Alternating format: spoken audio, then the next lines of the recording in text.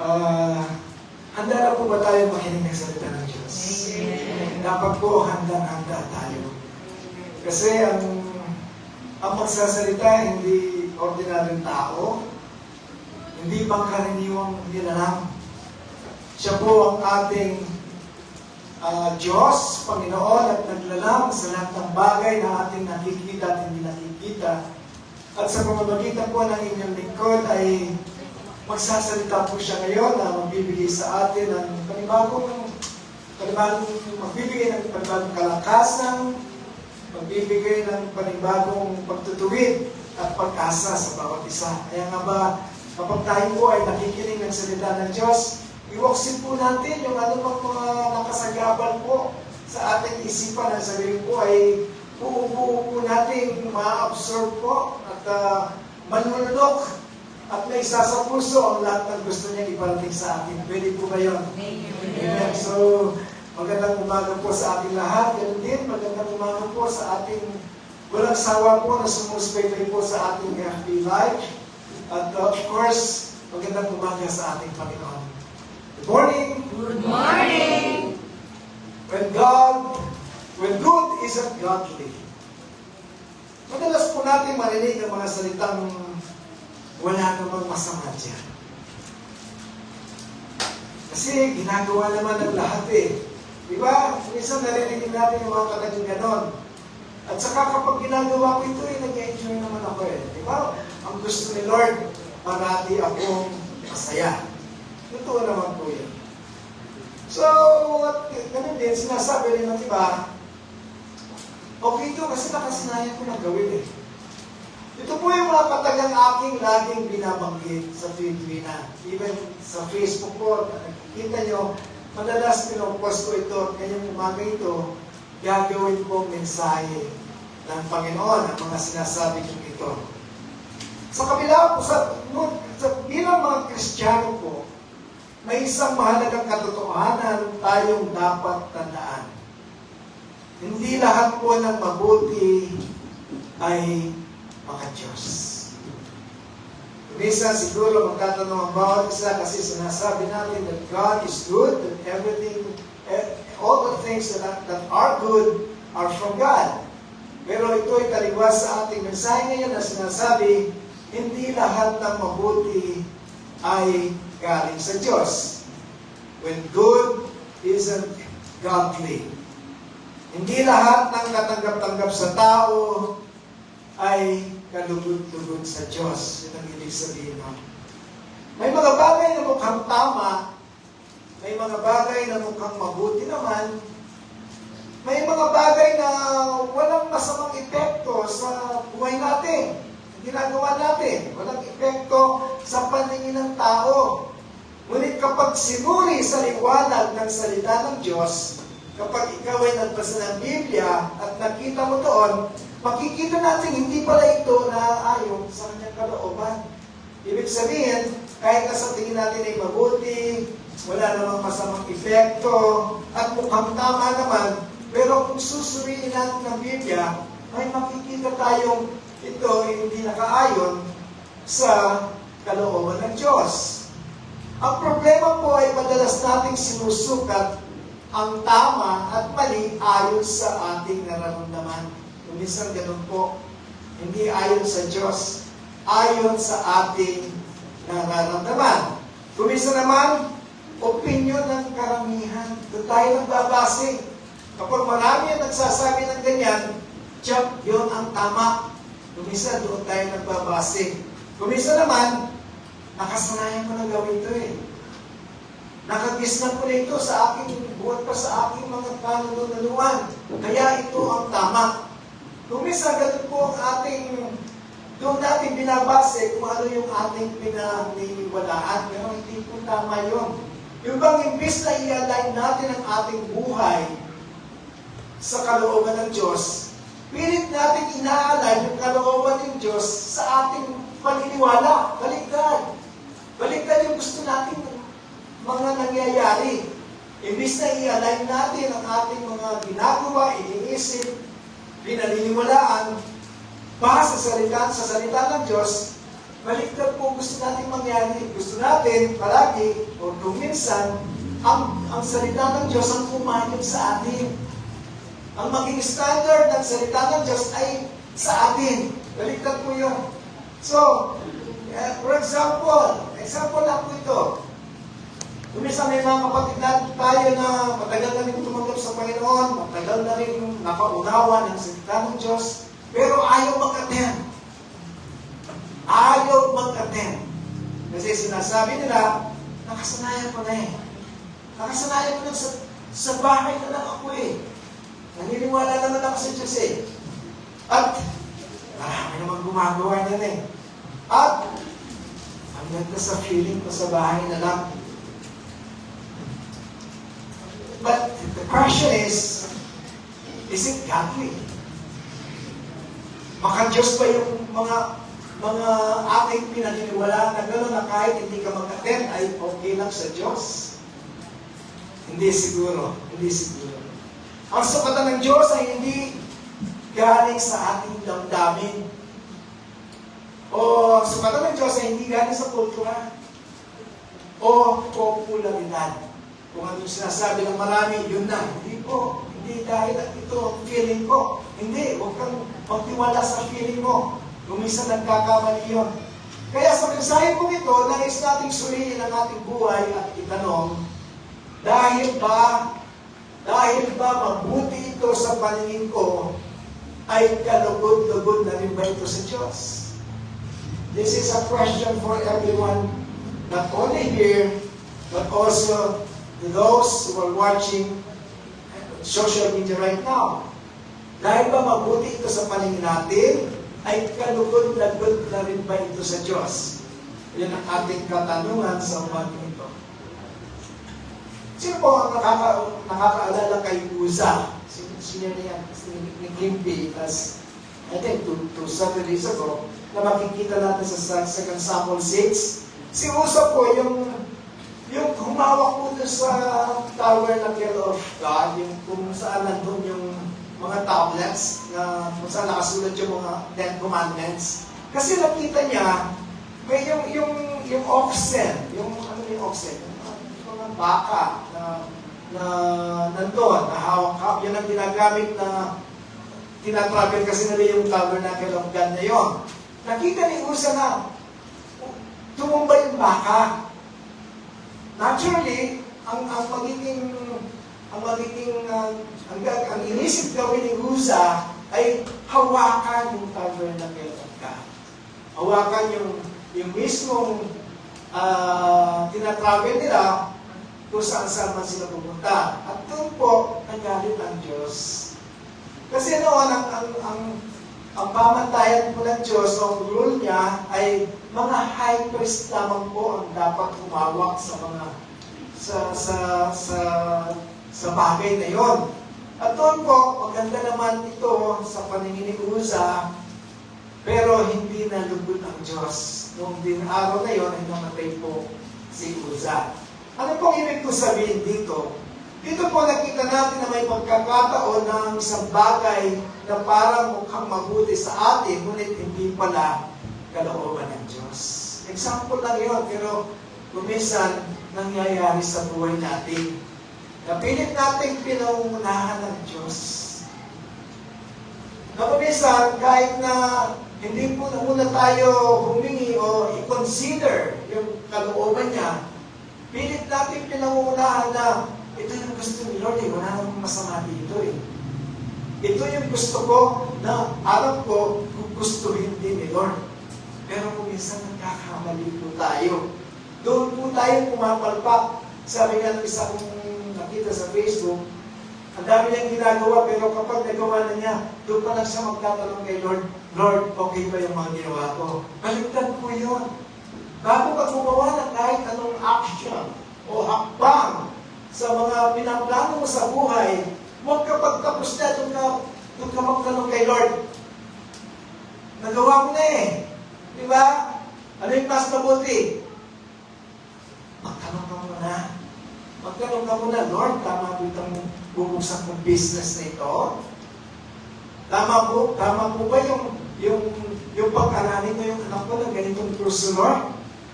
Lord, tama po ba yung pag-upload ko?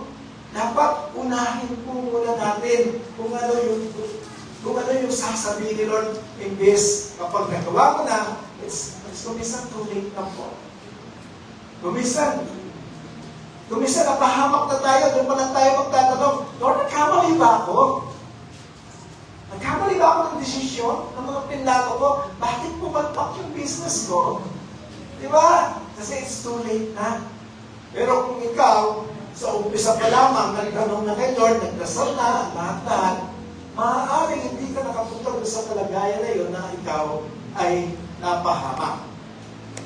So dito natin nakikita na sabi ko nga na may pagkakataong ng isang bagay na mukhang mabuti, ngunit hindi pala mabuti sa Diyos. Because sometimes, what is good is not necessarily godly. Tandaan po natin yun. Doon iikot yung ating mensahe. So dito po, hindi lahat ng nakasanayan ng gawin ay kalooban ng Diyos. Hindi ko mo ito'y nakagista na. Hindi ko mo ito ay ginagawa ng marami.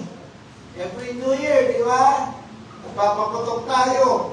O nagsusunod ng polka dots. Nag-iipon ng mga 13 fruits na wala naman po sa kalooban ng Diyos. Yun ay mga custom, mga kultura galing sa ibang mga tao na iba po yung pinaniniwala ang Diyos. So dito po, imbis na tayo po ay maniwala sa mga ganyan, nagkagastos lang po tayo. Kumisan, mapapahamak pa tayo dahil sa paputok. Why not just pray? Diba?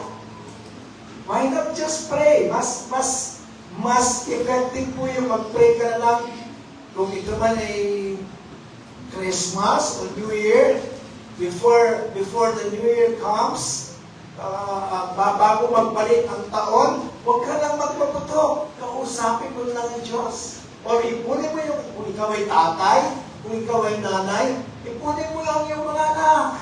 O, mag-New Year na. Tara na, at tayo ay manalangin. Mas effective, di mo ba? Amen. Amen. So dito po, in Romans 12:2a, ang sabi po, huwag kayong makiayon sa takbo ng mundong ito. Sa umpisa pa lamang, gets na natin. Di ba? Sa lang ang aking introduction, dito po, boils down to this verse. Huwag daw tayong makiayon sa takbo ng mundo. Kasi yung mundo, kung minsan po, kabaligtaran nito sa kalooban ng Diyos. Kasi yung mundo po, napapaligiran ng masamang espiritu. Kaya nga ba, if you have God in your heart, if you have already received Jesus as your Lord and Savior, iiwas yung mga bad spirit na yun. Kaya nga ba, kuminsan tayong takot na takot sa bahay, kuminsan kala natin kung ano-ano yung mga kumakaluskos dyan. Pray, receive Jesus, believe in God. Iiwas yung mga yan kasi takot sila sa pangalan ni Jesus. Yung pangalan ni Jesus na nakasulat sa puso mo, takot silang puntahan ka. Takot silang bantayan ka. Takot silang pasyalan ka. Kasi mayroong tatak na Jesus ang iyong puso. Amen po ba? Amen. Yun lang po ang palangga.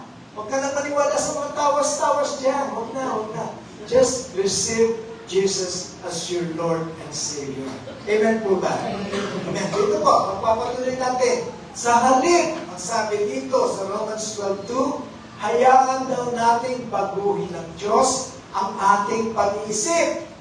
Baguhin. Hayaan natin siya. Let God reign.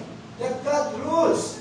Siya ang maghari. Hayaan nating pagharian niya tayo. Huwag tayong magpumilit sa anumang gusto nating mangyari. Hayaan natin siya mapangyari sa buhay natin. Yung ibig sabihin nito, ang sabi niya, hayaan ninyong baguhin ng Diyos ang inyong pag-iisip. When you were born again, anong unang binago ng Diyos? Ang pag-iisip. So dito po, upang daw maunawaan natin ang kanyang kalooban. See, we have to receive Him first.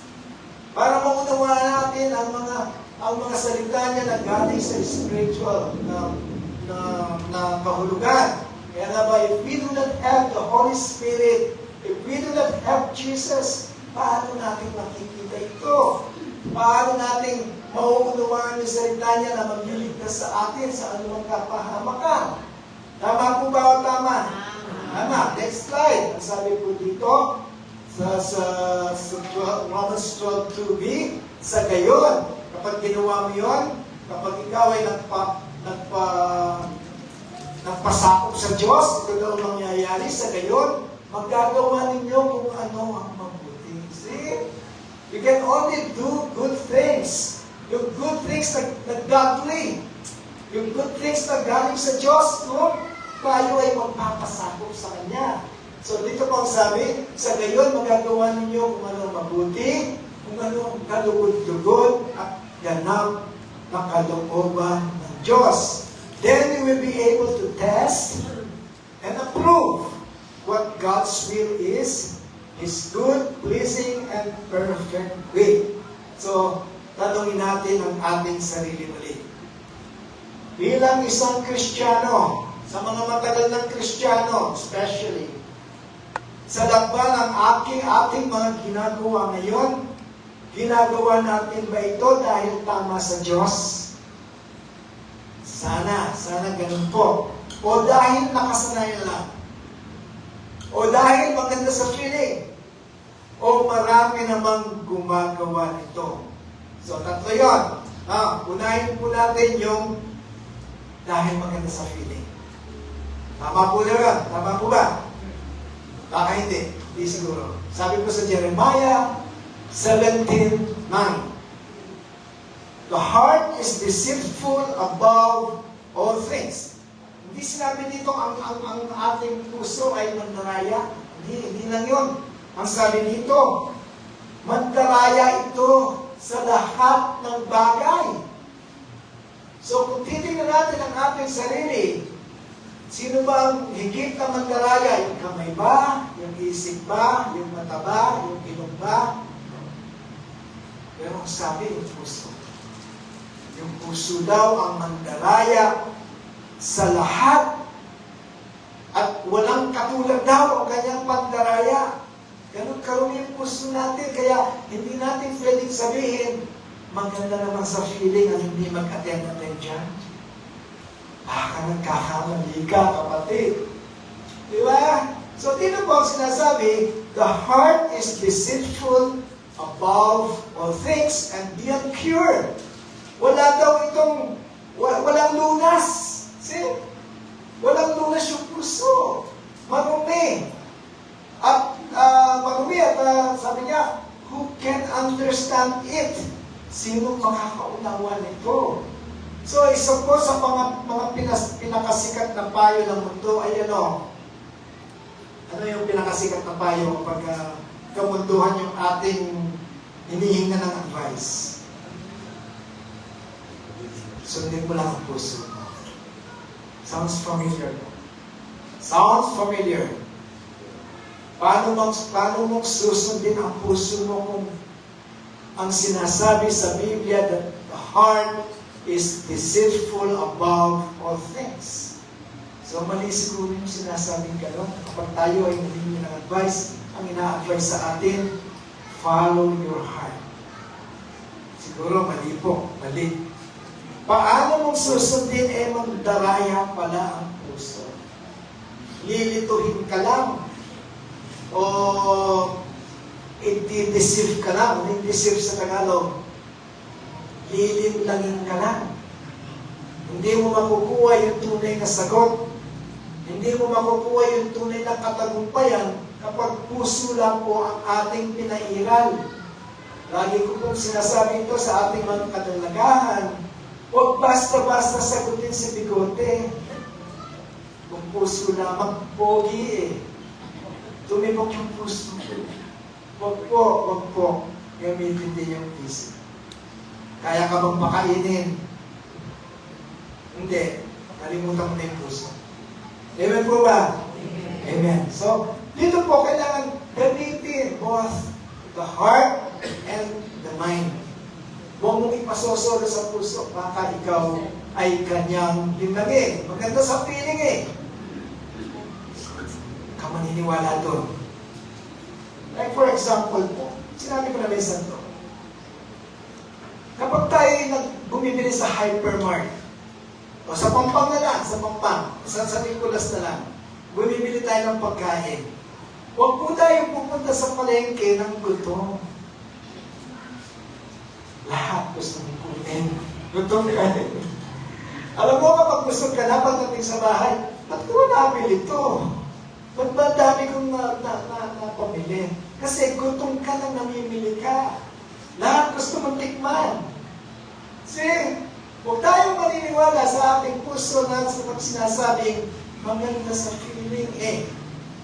Example lang po yun. Kapag tayo ay galit,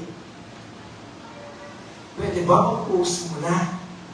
Pwede ba matulog ka na lang? Pwede ba magbilang ka na lang ng isang libo, 1 milyon bago ka usapin yung gusto mong kausapin na kinagagalit mo? Kasi, pangit sa feeling eh. Gusto kong pagsabihan to eh. Pero alam nyo, kapag gumanda na yung ihip ng hangin, kapag gumanda na yung tibok ng puso mo, ayaw mo na kausapin yun. So, nasa huli yung pagsisisi, ano ba yung ating sinabi, hindi na pwede ibalik. Naniniwala mo ba tayo doon? Kaya ingat-ingat po tayo sa pagsasabi ng masama sa ating kapwa, kahit nakaaway natin. There will come a time, magsisisi ka kung bakit nasabi mo yun. There will come a time, magsisisi ka kung bakit hindi ka muna nag-post.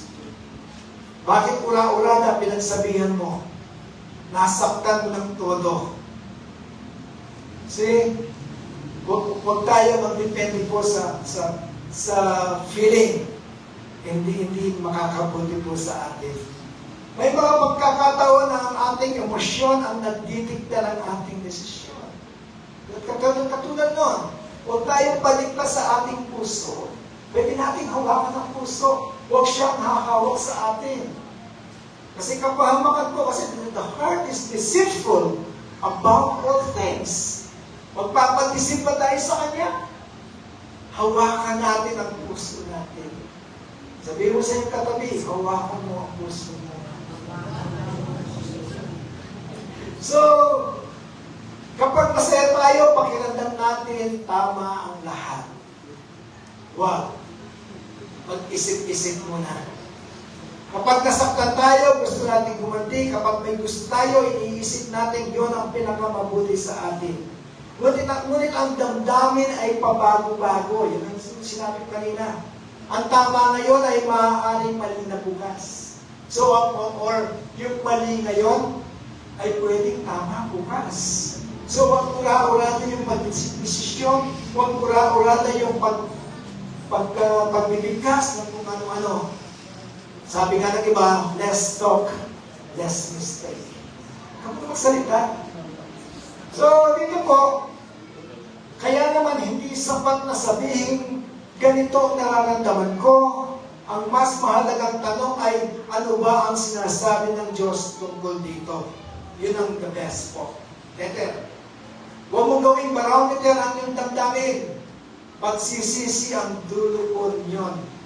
Yung gawin nating barometer yung nararamdaman natin. Doon tayo umaasa, doon tayo nakabase. Not everything that feels good is good. Sabi po sa Proverbs 14:12, there is a way that appears to be right, but in the end, it leads to death.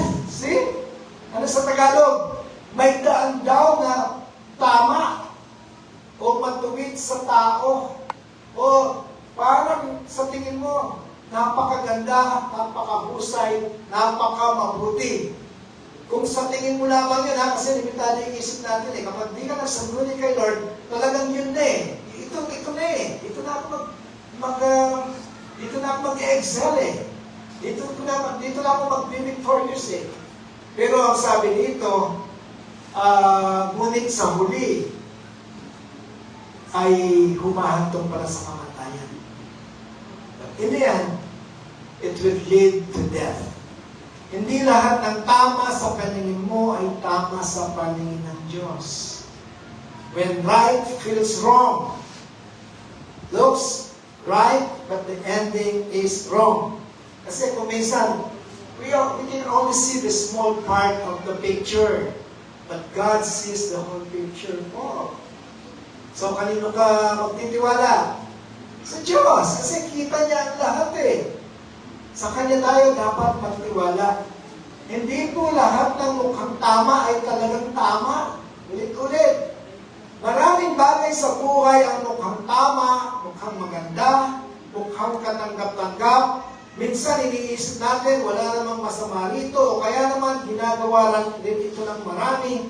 Ngunit ayon po sa Proverbs 14:12 na ating binasa, may mga daan na tila tama sa paningin.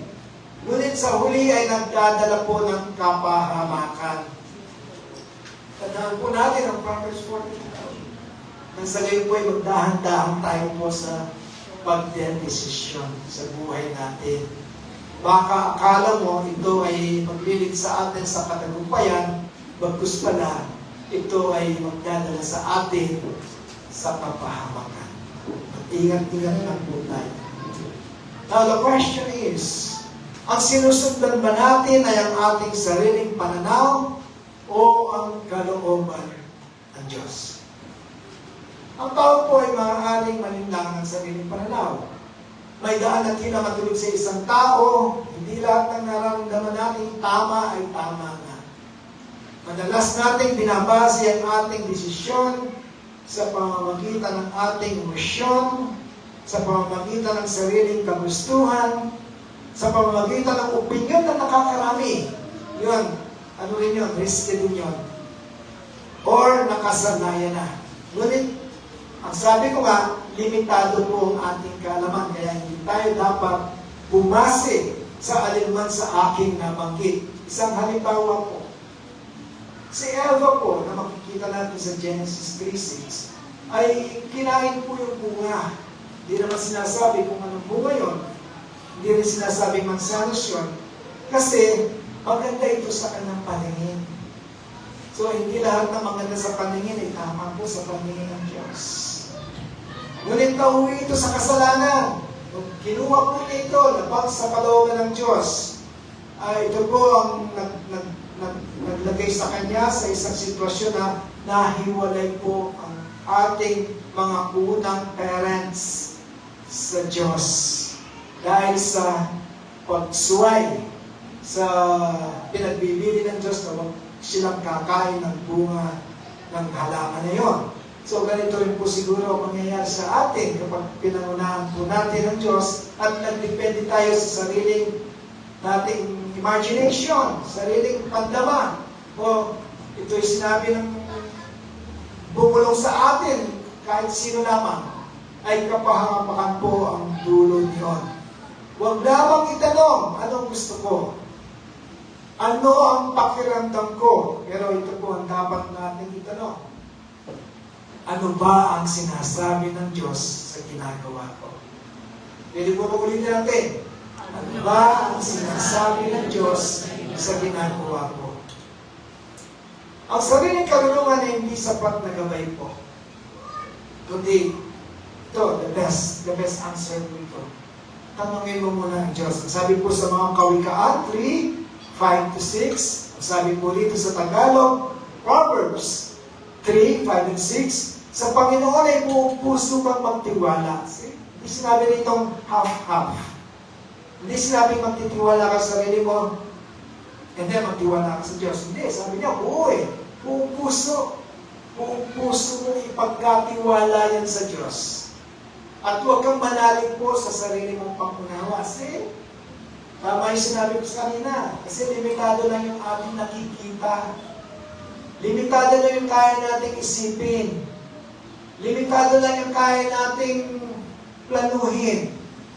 But when you consider God sa iyong mga pinaplano at huwag kang manalig sa sarili mong kaunawaan, you will have success. You will be successful. Sa lahat ng iyong mga lakad, siya'y iyong kilalanin. See? Huwag mo sabihin, ay, ito na lang, maliit na bagay, sasama ko si Lord. Ito, matindi na ito. Yung big boss na yung kasama ko dito. No! Hindi, huwag kang mamili. Ang sabi dito, sa lahat ng mga plano mo, lahat ng mga lakad mo, lahat ng iniisip mo, lahat ng gusto mong gawin sa mga anak mo, isama ang Diyos. Sa mag-asawa po, ano yung masasabi natin na pwedeng maging successful yung kanilang relationship? Kailangan nasa center siya. Diba? Parati natin naririnig yun sa mga ninong at ninang na hinihingan po ng payo sa mga reception. Put God first. Huwag mong sabihin, number 2 lang si God, number 1 si Mister. No. Number 2 lamang si Mrs. Sino number 1? Si God po. Tatlo yun. Unahin si God. Mahalin siya una bago ang asawa. And you will have success in your married life. Amen po ba? Amen. So dito po, ang sabi pa dito, sa lahat ng iyong malakad, siya yung kilalanin at itutuwid niya. See? We really put God first. Kapag isinali natin siya, hindi magiging baluktot ang lakad. Hindi tayo madadapa. Hindi tayo maliligaw. Hindi tayo may scam. Hindi tayo mabudol-budol. Kasi itutuwid niya ating mga landasin. Sasabihin niya sa iyo. Bibigyan ka niya ng discerning spirit. Kapag mayroong gustong manloko sa iyo, mag-scam sa iyo, sasabihin niya sa iyo. Kasi inuna mo siya. Isinali mo siya. Ginawa mo siyang hari ng buhay mo eh. So, what comes next? Ibubulong niya sa iyo. Huwag kang magtiwala dyan. Gusto lang niya kunin ang pera mo. See? You have success in life. Kahit ano ba yung mga iniisip mo ngayon, kapag isinali mo ang Diyos at hindi ka nanalig sa sarili mong kaunawaan, itutuloy po niya ang ating mga landasin. Tama po ba o tama? Tama. Kapag sarili lang namang nating isip ang ating sinusunod, madali po tayong maliligaw at kapahamakan po ang dulo nito. Ang Diyos lamang po ang nakakaalam sa simula hanggang wakas because He sees the bigger picture. Bago mo gumawa po ng mahalagang desisyon, ano po ang una natin gagawin? Manalangin. Wala na pong mas tuunan doon. Sumagbuni sa salita ng Diyos. Kung mayroon tayong katanungan, when we pray, that is the time we talk to God. That is the time we ask question. At kapag gusto mong sumagot si Lord, ang gagawin mo? Read His Word. Kunin mo yung Biblia mo. Tingnan mo doon. At makikita mo doon kung ano yung sagot sa iyong panalangin. Humingi ng payo po, hindi sa mga makamundong mga tao. Baka maligaw tayo. Pumunta tayo sa mga tao nakakaunawa po ng salita ng Diyos. The best po. Ang maling daan ay may maling patutunguhan. Ngunit ang dulo niyaon ay daan ng kamatayan. Ang kamatayan dito ay hindi lamang po physical na kamatayan. Maaaring ito ay pagkasira ng relasyon, hindi lamang relasyon mo sa tao, kundi relasyon sa Diyos. Pagkawala ng kapayapaan, paglayo sa Diyos, pagkawala ng joy sa puso. Spiritual na pagkamatay, yung mahiwalay ang Diyos sa iyo. Maraming kasalanan na nagsisimula sa bagay na mukhang maganda, ngunit nagtatapos sa pagsisisi. Maaaring maganda at maayos ang isang kalsada, at tinitingnan mo, ganda nito, dito aktada, sinabi ito ng Waze, kasi po kung yung Waze, minsan nagkakamali din. Yung pula, yung dulo noon, dead end. Minsan kasi yung Waze o yung Google Map, hindi pa naka-up-to-date, hindi alam, ginagawa pa na yung kalsada doon. So, ang haba na ng tinravel mo hanggang sa bandang huli ay dead end pala. So, bumalik ka. Yun ang ibig kong sabihin dito na huwag tayo magbase kung kung sa maganda-maganda lamang. Baka ang dulo niyon ay kamatayan din. So, hindi po lahat ng mukhang tama ay tama. Ang tunay na sumata ng tama ay hindi ang ating damdamin o ang ating opinion lamang, kundi ang salita ng Diyos. Bago ka magdesisyon, huwag mo lamang tanungin kung tama ba ito sa paningin mo. Tanungin mo rin, tama ba ito sa paningin ng Diyos? Ang daang pinipili ng Diyos ay maaaring hindi laging madali, ngunit ito ang daan patungo sa buhay. So, hindi daw tayo dapat maging sumatan din yung sa dami ng gumagawa o sa dami ng naniniwala. Sabi dito sa Exodus 23:2,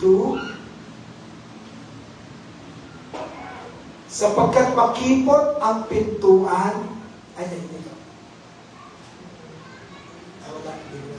So, sabi po dito sa Exodus 23:2, huwag kayong makiisa sa karamihan sa paggawa ng masama o paghadlang sa katarungan. Ulitin ko po, Exodus 23:2, huwag daw tayong makiisa sa karamihan. Hindi ko marami, tama. Sure way dyan, nandiyan tayo. Anong napala natin? Yung bansa natin, tignan nyo ngayon. Kasi sumabay tayo sa bandwagon. Sikat yan eh. Popular yan eh. Election is not a popularity contest po. Pero ito yung nangyayari. Kaya na kahit nantara na ang pangungurakot, iboboto pa rin natin. Kasi popular eh. Kasi binoto ng marami. Ay, yung kapitan ko, binitbit to eh. So, sumama tayo. Ano nangyari? Mag-aanin na taon na. Ganun pa rin tayo. Dugmok pa rin. So, next election po, tandaan natin yung sinasabi sa Exodus 23:2, huwag tayong makiisa sa karamihan. Hanapin natin yung gusto ni Lord. Lord, ito ba? Ito ba yung tamang tao para umangat naman yung aming bansa? Hindi yung dahil sikat, dahil maganda. Hindi yung dahil may karisma. Hindi yung dahil binigyan ka ng 500. Hindi po. Madulungkot tayo. Tanungin natin ng Diyos, ito ba ang karapat-dapat? Lord, hindi yung dahil marami ang pumuboto dito. Huwag tayong pag-idisip sa mga ganong katuruan.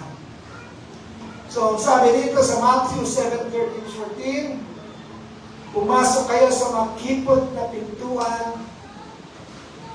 This is the last verse. Sapagkat maluwang ang pintuan at malapad ang daan patungo sa kapahamakan. At marami ang pumapasok doon. Same is true in searching for God. Same is true kapag naghahanap ka ng totoong aral, totoong church, totoong ministry, na kung saan ilalago ka, na kung saan ay gusto mong mapalapit sa Diyos. Huwag tayong pipili na, kasi maraming magdala na eh. Mayaman yung church na yun eh. Maraming tao doon eh. Huwag po. Sabi nga dito, malapad ang daan patungo sa kapahamakan. Huwag tayong titingin sa easy dito eh. Easy ang pagpunta rito eh. Marami ang naniniwala dito. Sinasabi po sa verse 14, sapagkat makipot ang pintuan at pasigip ang daan patungo sa buhay. Siguro, kapag naghahanap tayo ng tunay na church na pupuntahan, hindi lamang yung, kasi marami sila, hindi po yun. Tingnan natin, dito ba ako lalago? Dito ba tunay ako mapapalapit sa Diyos? Dito ba tunay ako i-bless ni God? Dito ba ang tunay na pinaninirahan ng Diyos? Siguro yung ating mga pamantayan, kung tayo po ay namimili ng papasukin anumang relihiyon o anumang ministry, huwag po tayong pipili ng, kasi marami sila, huwag po yun. Ang popular ay hindi laging tama. Ang tama ay hindi laging popular. Bilang Kristiyano po, Tinawag tayong sumunod kay Kristo kahit salungat o ginagawa ng nakakarami. Hindi ibig sabihin na matagal mo nang ginagawa ng marami at maganda sa feeling, ay tama na ito sa mata ng Diyos. Bago po tayo magsalita, kumilos o magdesisyon, itanong po natin, aligned ba ito sa kalooban ng Diyos? Tayo po yung magpanalangin. Maraming salamat po, O Diyos. Maraming salamat sa iyong salita na nagpapaalala sa amin na hindi po lahat ng mukhang mabuti ay naaayon po sa inyong kalooban. Ama namin Diyos, patawarin mo po kami sa mga pagkakataong mas pinipili po namin sundin ang aming mga sariling pananaw. Mas pinipili namin sundin ang aming mga sariling damdamin o ang ginagawa ng nakakarami kaysa sa iyong salita. Panginoon, tulungan mo po kami magkaroon ng pusong handang magpasakop sa iyo. Bigyan mo po kami lagi ng karunungan upang makilala ang tama at mali ayon sa iyong pamantayan. Naway huwag kaming mamuhay po ayon sa uso, ayon sa tradisyon o opinyon ng tao o ayon sa feeling namin. Kundi, gabayan po kami na kami ay manalig ayon sa iyong banal na kalooban. Salamat po, Diyos. Napagpala ko po kami sa inyong salita ngayong umagang ito at sa iyo lamang po ang kapurihan, kalulatian at papuri sa pangalan ng Panginoong Yesus at ako'y magsabi ng ina. Napakalaman ng Diyos.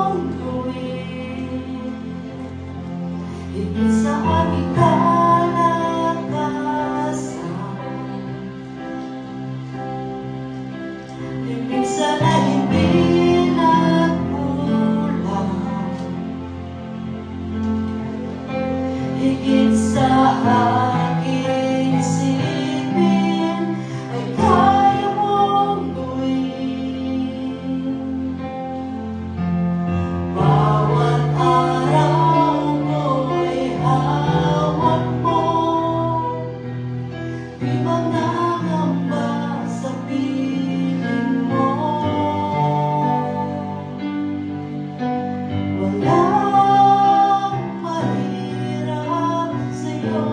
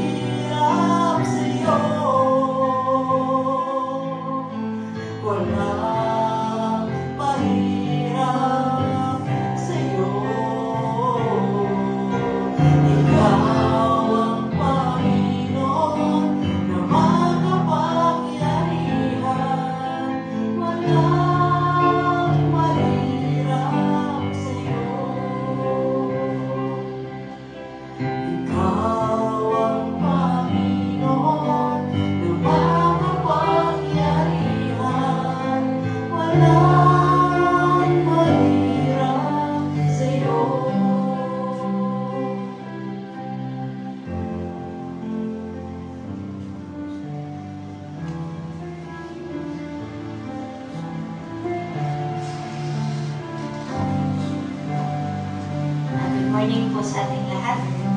Na-bless po ba tayo sa mensahe natin? Kanina po, habang nakikinig ako, iniisip ko, gusto ko po kasi i-apply yung mensahe sa sarili kong karanasan para ma-share ko sa inyo. So, tinatanong ko si Lord kanina, ay nakausap ko siya, sabi ko, Lord, ano bang dapat kong sabihin para sa closing? Kasi sa panahon po ngayon, napakaraming mga pangyayari, mga tao, yung mga development sa ekonomiya, yung AI, lahat yan deceitful. Kapag tayo ay nagkaroon ng benefit, pag tayo ay nakakita ng maganda, may nakukuha tayo doon sa mga bagay na yun, tinitignan natin sila ng tama at maganda. Pero hindi. Kasi itong mga bagay na to ay panlilin lang kadalasan. Pero gusto ko pa rin siyang i-apply sa sarili ko. Iniisip ko. Alam niyo po, very friendly po ang tao. Napakadami kong friends. Marami akong mga kaibigan na humihingi ng payo. Hindi ko po alam bakit sa akin sila lumalapit for advice. Noon po, pag nagbibigay ako ng advice, tinutulungan ko sila mag-isip. I-evaluate kung ano yung sitwasyon. And then I let them make the decision out of kung ano man yung napag-usapan namin. Pero ngayon po, if someone seeks for advice, the first thing I say is panalangin ka. Katulad po ng sinabi ni Pastor kanina, it is our heart that speaks directly to the Lord. Kapag po yung ating puso ay nalinawan, naging malinis, the Lord will give us wisdom. Yung ating pong mga panalangin ay hindi para ibigay ni Lord sa atin ang kasagutan sa ating problema. Pero gabayan niya tayong maharap natin yon. That is discernment. Hindi po sa lahat ng pagkakataon, kapag tayo'y nanalangin, ibibigay ng Diyos ang solusyon. Most of the time po, the Lord will tell you how you will get the solution to your problem. Pero hindi po natin makukuha yung mga kasagutan na yan kung yung puso po natin ay hindi nagpapasakot sa Diyos. So, lagi po natin tandaan yung Psalms 51:10. Every morning, sino po dito yung nag-practice nun? Sinabi ko po yan one Sunday. Practicein nyo kahit 7 days na unahin, manalangin sa umaga, mag-devotion. Makikita nyo, may pagbabago. May pagbabago sa buhay nyo, sa pag-iisip nyo, yung inyong self-control. Kahit may kabigatan yung ating araw-araw sa buhay, kabigatan lang yan, matututo tayong bitawan sila at hindi bitbitin. Yung ating pong mga problema, minsan masasabi sa inyo ng mga tao, napakadami. Ang dami mo palang problema pero hindi halata. Bakit? Kasi the Lord is there. Yung puso mo. Sinimulan mo yung araw mo, nakinausap mo si Lord bago ka linlangin ng mundo. The world is very pleasing. Ibibigay niyan sa'yo lahat. Hindi. Aakitin ka niyan na ibibigay niya sa'yo ang lahat. Pero si Lord lang ang makakagawa. So sabi mo sa Psalm 51:10, in English, create in me a clean heart, O God, and renew a steadfast spirit within me. In Tagalog po, babasahin ko. Isang pusong tapat ang sa aking likhain. Bigyan mo, O Diyos, ng bagong damdamin. lagi po natin bubuksan yung ating mga puso kay Lord. Kasi si Lord lang ang magsasabi kung ano yung tama. Let's always pray for discernment. Hindi bahala na si Batman. Actually, hindi nga natin dapat sinasabi na bahala na si Lord. Kasi that's uncertainty. Kapag po tayo ay nanalangin sa Diyos at binigay niya na sa atin, may tiwala ka na si Lord na talaga ang bahala. Hindi sinasambit mo lang. Kapag sinabi mo yan, alam mo gagawin mo yan. And if your heart is full of the Lord, wala nang ibang papasok siya. Di ba? Parang yung baso na puno ng bato. Pag nilagyan mo yan ng tubig, sabihin na natin yung mga bato na yun si Lord, yung salita ng Diyos, yung iyong katapatan sa Kanya. Pag nilagyan mo yan ng tubig, aapaw lang yan. Yung tubig po na yun, yung kadumihan ng mundo. Pag ikaw punong-puno ka na ng salita ng Diyos, mahihirapan ka ng pasukin ng kaaway. Kasi matatag ka na. Hindi ka na madibis. Hindi lahat ng bagay maganda. Hindi lahat ng bagay tama. Hindi lahat ng komportable ay tama. Tandaan mo natin, yung mga propeta, yung mga apostle, na persecute silang lahat. Pero they stood with what is right. At kung ano ang totoo. Kasi alam nila kung ano ang totoo. Nung panahon po ni Jesus Christ, nung siya ay crucify, nung mga panahon na siya ay nag-preach, nakikinig sila, nung siya ay nagpapagaling, ang daming nakikinig. Kasi nakikita nila, nagbe-benefit sila doon. Pero nung si Jesus Christ ay nakatulan at pinapersecute na, sila rin yung mismong tao na nangalunya sa kanya, binastos siya, dinuraan siya, tinawanan siya. Bakit? Kasi hindi na nila nakikita kung ano yung maganda sa sitwasyon. Wala na silang benefit. Pero yung mga taong sumunod sa kanya, what did they get? Eternal life. Hindi po lahat ng maganda ay tama. Hindi lahat ng naaayon sa ating kagustuhan ay tama. Minsan kailangan talaga natin, hindi minsan, kailangan talaga nagtitiwala tayo all the time. So tayo po'y tumayo at manalangin.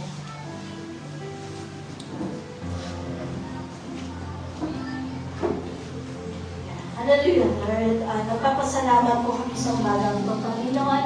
Sa inyong mensahe, Panginoon, na minsan po ay binigyan niyo na naman kami ng paalaala, Panginoon. We thank you, Lord, for always reminding us of who we stand in this world, Panginoon.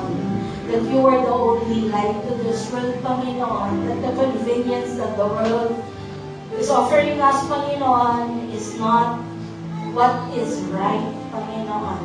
And the truth is only you, O God. Sabi niyo nga po, Panginoon, that you are the only way, the truth, and the light. And no one can come to the Father except through you, Panginoon.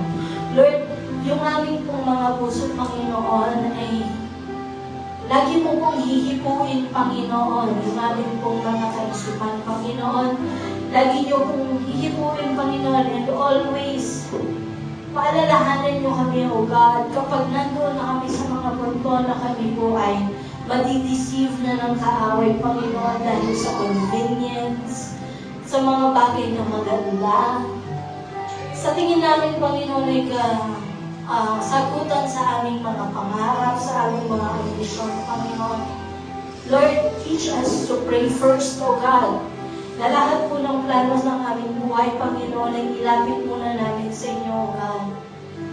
I pray, Panginoon, na ang bawat isa po dito, Panginoon, who are praying, O God, for changes in life, O God. I pray na kung ano man po yung kanilang isimulan ay ang inyong kalooban, O God. And if not, Panginoon, sa ngayon pa lang po, Panginoon, ay sabihin niyo na sa amin, O God, na hindi po ito ang inyong plano at ituro niyo po kami sa tamang daan, O God.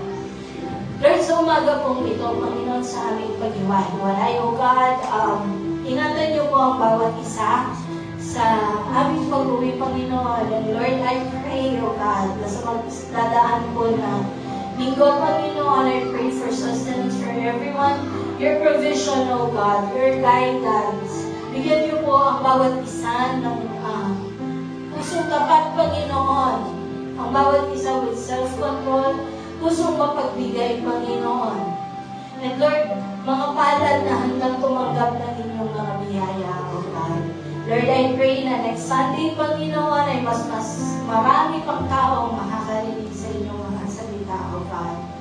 Lord, we pray na ingatan niyo rin po, Panginoon, yung mga kapatid po namin sa iba't ibang panig ng aming bansa, Panginoon, na nakakaranas po na hanggang ngayon, Panginoon, they are still experiencing earthquakes, Panginoon, malalakas na aftershock, Panginoon. Nawa po, Panginoon, ay balutin niyo po sila ng inyong mga banal na dugo, Panginoon, nang sa gayon po ay mailayo po sila sa kapamakan, ang kanilang kabuhayan, Panginoon, at ang kanilang mga bagay na naipundaroon. Lord, sa umaga din po ito, Panginoon, ibinabalik namin, Panginoon, ang lahat ng pagpupuri, pasasalamat sa inyong pangalan. In Jesus' name, Amen. Yan.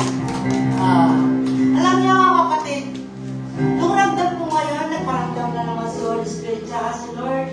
Pinagpala na naman yung puso mo. Kayo ba, pinagpala na mo? Amen. Amen. Alam niyo, siguro yung sa mensahe, tumatak sa akin, kailangan may pundasyon tayo. Para hindi tayo mag-isip. Anong klaseng pundasyon na kailangan bitbitin natin sa buhay natin? Pag-ibig na nanggaling kay Lord. Kapag mapag-ibig na tayo kay Lord, alam niyo mga kaputol, promise, umunahin natin si Lord sa buhay natin. Hindi tayo mag-isip. Sabi ko nga, na-miss nga ako sa sarili ko, ginagawa Lord sa buhay ko. Lord, parang hindi na number one si Dave sa akin, number one ka na sa buhay ko. That is amazing. Nagpapaano siya ng mga daan niya na maamis tayo talaga. So, kailangan magtiwala, maniwala, at kailangan mo magmahal. Mahalin natin si Lord sa buhay natin. Amen. Amen. Amen. Amen. Okay. Tutukan, masaya-masaya yung puso ko ngayon kasi nakusap na naman si Lord. At dahil nakusap si Lord, tayo magpupuri at victorious na naman tayo ngayong linggo nito. Amen. O tayo